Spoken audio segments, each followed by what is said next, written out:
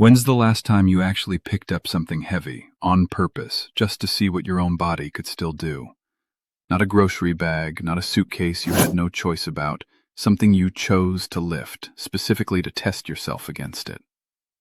I couldn't answer that question honestly for most of my 70s. I'd quietly stopped testing myself against anything at all, and I hadn't even noticed the stopping, the way you don't notice a door closing if you're not the one who closed it. Grocery bags, a suitcase, the occasional box from a delivery truck, that had become the entire range of what I let my own arms attempt, and I'd never once questioned whether that range was a limit or just a habit. Have you ever wondered how much of what you call decline is actually just things you stopped doing, rather than things your body actually lost the ability to do? I hadn't asked myself that directly either, not until a specific pattern in the research made me go back and actually test it on myself. You probably made the same quiet assumption I did, that whatever strength or drive fades after 60 fades because it has to, not because almost nobody your age is doing the one specific thing that actually maintains it. I went looking for that specific thing once I finally asked myself the right question, and I'll admit I felt a little foolish doing it. An 83-year-old man Googling something I assumed was strictly for men half my age. In a minute, I'll show you exactly what it was and exactly what changed once I started. Here's what I eventually learned. An erection depends on 3 systems working together: hormonal, nervous system signal, and blood flow, governed by nitric oxide. Testosterone, the hormonal piece, does decline gradually with age in most men, but regular resistance exercise is one of the few things research has shown helps maintain it rather than just watching it slide along the average curve. That single fact rearranged how I thought about aging entirely. The average wasn't a law of physics I was powerless against. It was just a description of what happens when nobody intervenes, and intervention turned out to be something well within my own control. These days I have more strength and energy than I did at 70, genuinely bucking the trajectory I'd assumed was locked in. I helped my son move a couch up 2 flights of stairs last spring, something I would have flatly refused a few years earlier. I'm not telling you that to brag. I'm telling you because I believed the average applied to me personally, and it turned out I had more say in the matter than I thought. I've come to think incomplete explanations are actually more dangerous than outright false ones, because they contain just enough truth to feel airtight. Nobody argues with them. Nobody questions them. They just quietly settle into place and calcify there, unchallenged, for decades, doing real damage the whole time without ever once being examined directly. For most of my 60s and 70s, I was solidly in the did-nothing specific camp, without ever realizing there was another camp to be in at all. I assumed the average applied to me personally, the way most men do, because nobody had ever pointed out that the average wasn't actually a fixed law of physics. Here's what reframed everything else. The blood vessels involved here are some of the smallest in your entire circulatory system, smaller than the ones feeding your heart, so circulation issues tend to show up here first. Researchers who study this treat it as a meaningful early signal. It's one of the reasons doctors who specialize in this area often say that erectile difficulty can act as an early warning sign for cardiovascular problems elsewhere in the body, sometimes showing up years before a heart problem would otherwise become obvious through any other symptom. For 3 years, I slept 3 feet away from my wife, and it felt like 300 miles. She'd fall asleep first. I'd lie there staring at the ceiling, wide awake, feeling like a roommate in my own marriage. I thought something was wrong with me. It wasn't weakness, and it wasn't just age.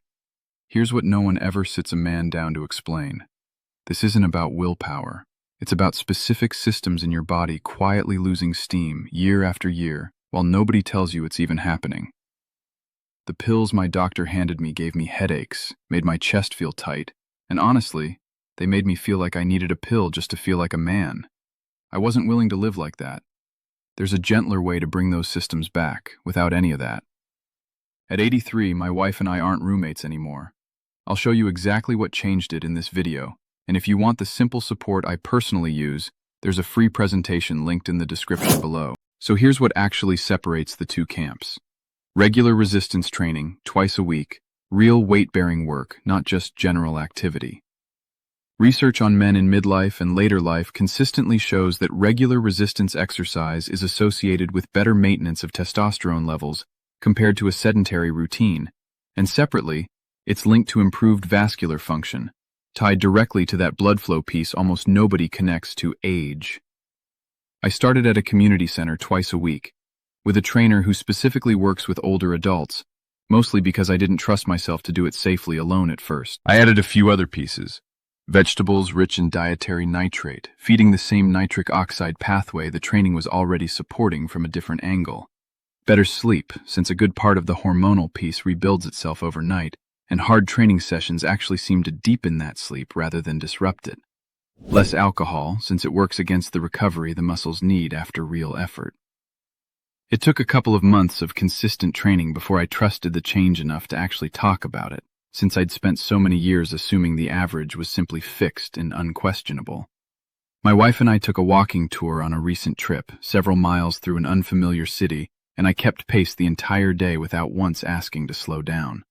She actually had to catch her own breath before I did, on one particularly steep hill. I think about a man named Raymond who wrote in, 79, who told me he'd repeated "it's just age" to himself for a decade before understanding the phrase was hiding an average he had actual influence over. He said the specific word average was what finally cracked the phrase open for him, and he's since started noticing how often that same word hides in other explanations he'd accepted too easily. If you're on medication for blood pressure or your heart, please hear this clearly. Nothing here replaces your treatment, and always check with your doctor before starting a new exercise routine. What I want you to walk away with is this. "It's just age" describes an average, not a personal sentence. The difference between accepting the average and doing something specific is exactly the gap this phrase quietly hides. Raymond told me he now catches himself questioning that word average in all sorts of contexts, not just this one, wondering how many other things he'd quietly accepted as fixed simply because a statistic made them sound inevitable. He said it changed how he read health news generally, always asking now what the average included and excluded, rather than accepting a single number as the whole story. He called it the most useful habit of mind he'd picked up in years, and one he wished someone had taught him decades earlier. Your erections don't disappear just because you got older. They fade when the systems behind them, blood flow, nitric oxide, hormones, energy, and recovery, slowly stop getting the support they need. Ignore that long enough, and it becomes harder to reverse. That's why I take this concentrated formula every morning. Not one ingredient trying to fix everything, but several working together to support circulation, energy, and drive from the inside out. It's a natural, doctor-backed protocol designed to support pathways your body already knows how to use. No prescription, nothing artificial. Stronger, present, confident again. And unlike the pills I tried, I didn't feel disconnected from my own body. No headaches, just steady, gradual change. My wife noticed before I even said a word. The presentation is linked right below this video. It won't replace your doctor or a healthy lifestyle. It's simply there to support your body. At 83, my wife and I aren't roommates anymore, and it's not too late for you. I think about the man I was, treating a population average like a personal guarantee. And I think about the man I am now, who found out he had more say in the matter. That's not vanity. That's dignity. An average describes what happens when nobody intervenes. It was never a prediction about what has to happen to me specifically, and understanding that distinction changed how I hear almost every statistic about aging I come across now, not just this particular one.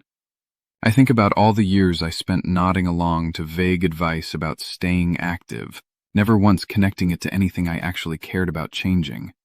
It takes hearing the specific mechanism, the actual line between one habit and one outcome you personally value, before generic advice stops being background noise and becomes something you're actually willing to rearrange your week around.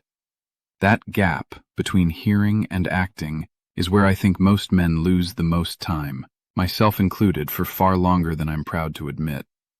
If you've ever mistaken an average for a personal guarantee, tell me in the comments. And if breaking down phrases like this is useful to you, subscribe. There's more of this ahead.